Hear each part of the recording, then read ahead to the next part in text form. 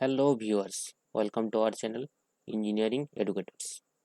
আমি তুহিন, আর আমি আলোচনা করব WBPSC assistant engineer for mechanical engineering 2012 paper. এর আগে আমি 4টে পার্ট আলোচনা করেছি। আজকে পার্ট 5, এটা 2012 সেটের লাস্ট সেট। ওকে, তাহলে শুরু করা যাক। Question number 81.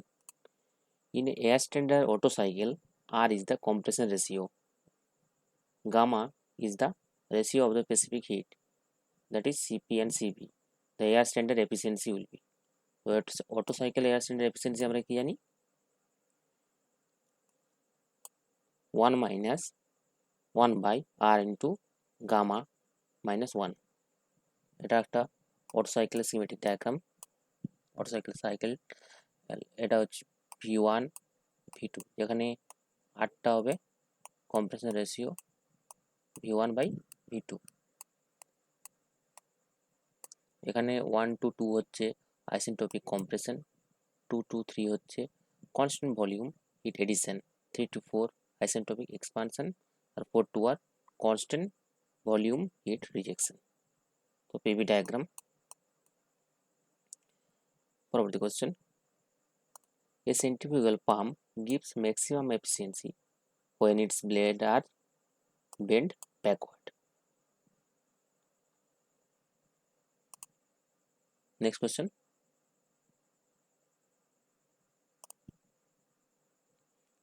petrol commercially in India for Indian passenger car has octane number in the range of, বলে পেট্রোল ইঞ্জিনের অকটেন রেটিং জানতে চেয়েছি, সেটা হয় 80 থেকে 85-র মধ্যে।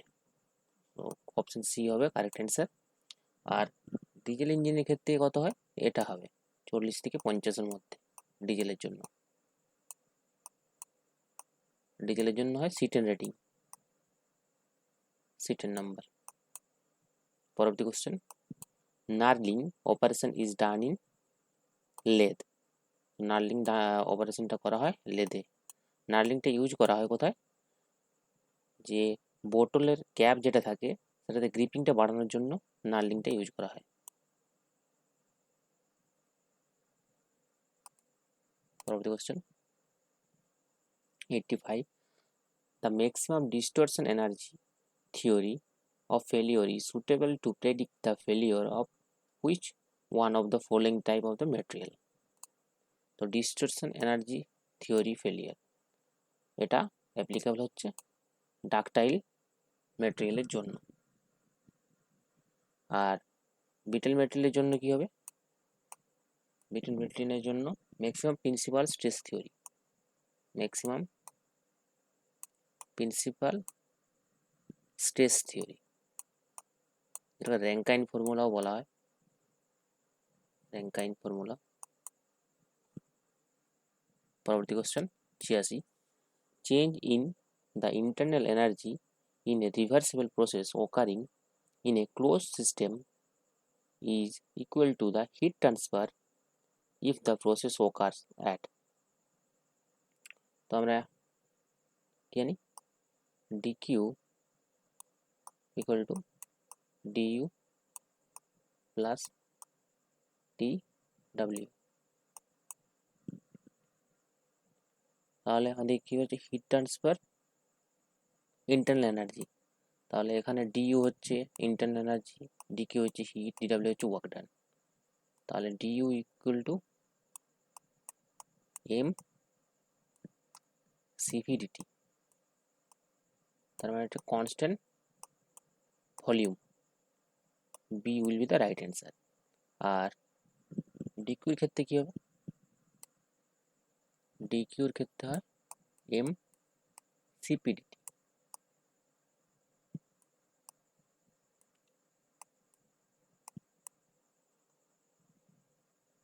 ক্লিয়ার? নেক্সট কোশ্চেন,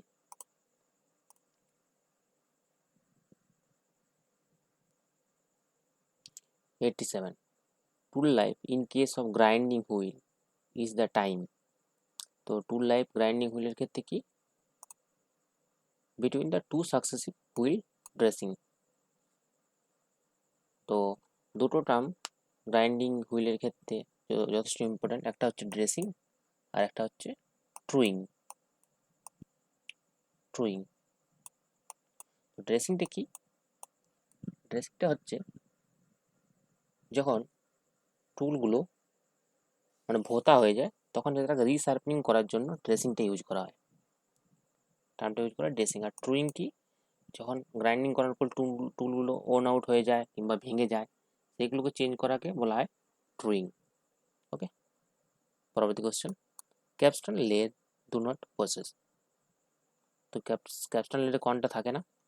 হেডস্টক থাকে, স্যাডেল থাকে, ফিট গিয়ার বক্স থাকে, শুধু টেল স্টক থাকে না। দেখো এখানে একটা ক্যাপস্টন লেদ দেওয়া আছে, এখানে হেডস্টক আছে, স্যাডেল আছে, ফিট গিয়ার বক্সও থাকবে, কিন্তু এখানে টেল স্টক থাকে না। টেল স্টকের জায়গায় কি থাকে? হেক্সাগোনাল টারেন্ট হেড থাকে। ওকে, আর ক্যাপস্টন লেদটা একটা সেমি অটোমেটিক লেদ।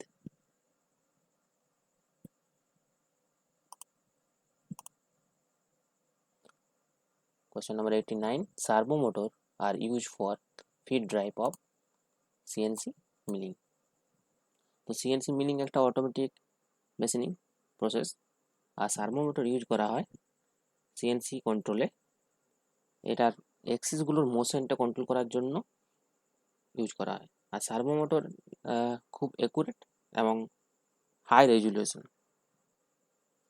এই জন্য এটা প্রিসাইজলি কন্ট্রোলের জন্য সিএনসি মেশিন ইউজ করা হয়। পরবর্তী question, flat surfaces are do not produce in. তো ফ্ল্যাট সারফেস কোনটাতে প্রডিউস হয় না? লেদে হয়, শেপিংয়ে হয়, মিলিং হয়, শুধু ড্রিলিংয়ে হয় না ফ্ল্যাট সারফেস। লেদে লেদে কখন হয়? লেদে আর লেদে যখন ফেসিং করি সে সময় হয়, ফেসিংয়ের টাইম, ফেসিং অপারেশন যখন করা হয় তখন লেদে হয়। Question number 91. Shear force diagram for a simply supported beam carrying a uniformly distributed load. তো shear force diagram কি হবে? সিম্পলি সাপোর্টেড বিম, এটা সিম্পলি সাপোর্টেড বিম। তো shear force diagram হচ্ছে দুটো রাইট অ্যাঙ্গেল ত্রিভুজ, আর এটা হচ্ছে বেন্ডিং মোমেন্ট ডায়াগ্রাম। তো টু রাইট অ্যাঙ্গেল ট্রায়াঙ্গেল। তো option C will be the right answer.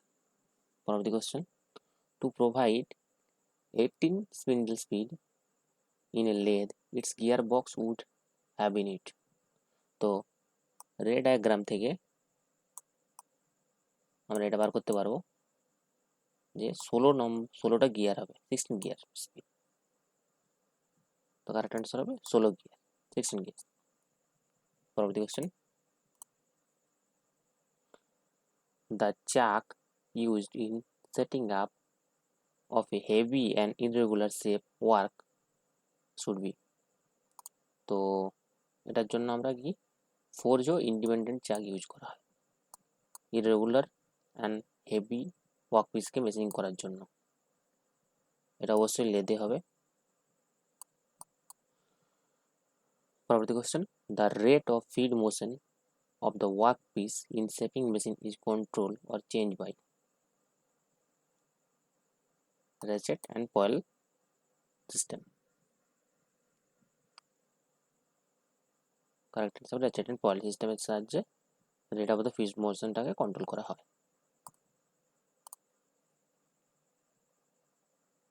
95. Which of the following properties are the intensive property? তো ইন্টেন্সিভ প্রপার্টি হচ্ছে ইন্ডিপেন্ডেন্ট অফ মাস।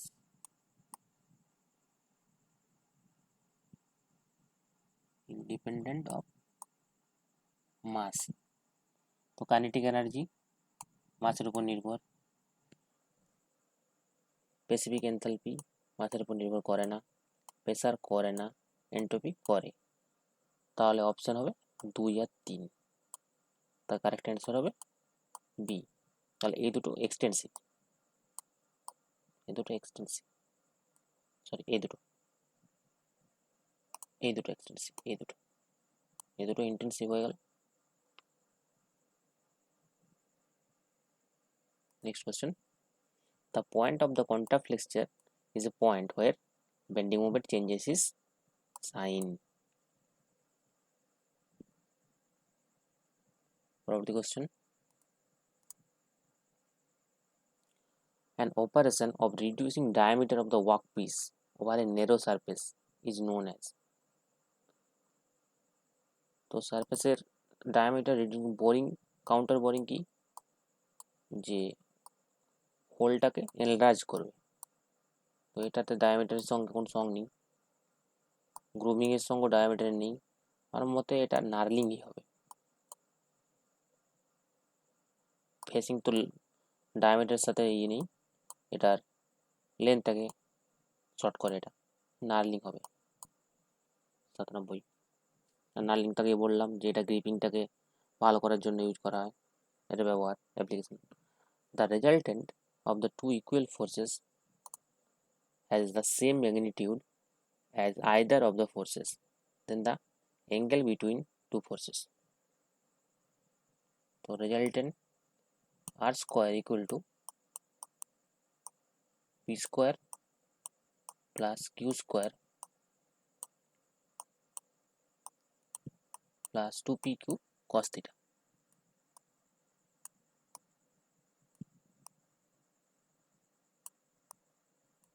এখানে বলা আছে r equal to p equal to q, তাহলে p square equal to 2p square plus 2p square cos theta.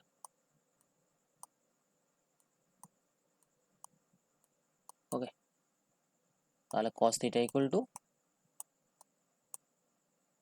minus half,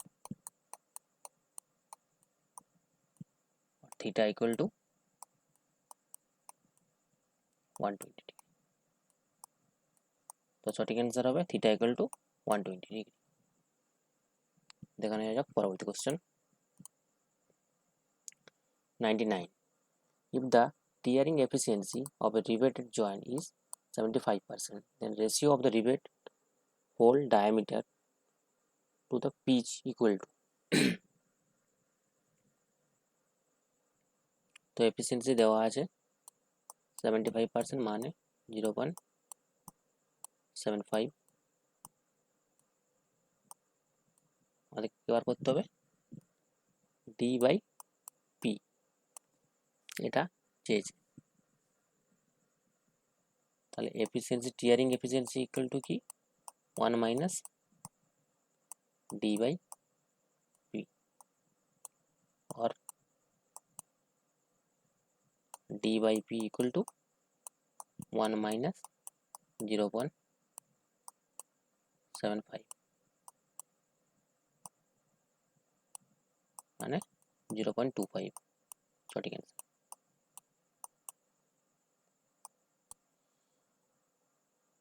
আর আজকে last question, ইসেটে last question. The correct sequence of the element of 1841 HSS is tool, মানে HSS এর এটা কম্বিনেশনটা হচ্ছে এ tungsten, chromium and vanadium, মানে 18% হচ্ছে টাংস্টেন, 4% হচ্ছে ক্রোমিয়াম, 1% হচ্ছে ভ্যানাডিয়াম। তাহলে আজকে 2012 সেটটা এখানেই শেষ করলাম। পরবর্তী ভিডিওতে আরেকটা ইয়ারের কোশ্চেন নিয়ে আলোচনা করব। আর রেগুলার আপডেটের জন্য তোমরা অবশ্যই চ্যানেলটাকে সাবস্ক্রাইব করে রাখো। ধন্যবাদ।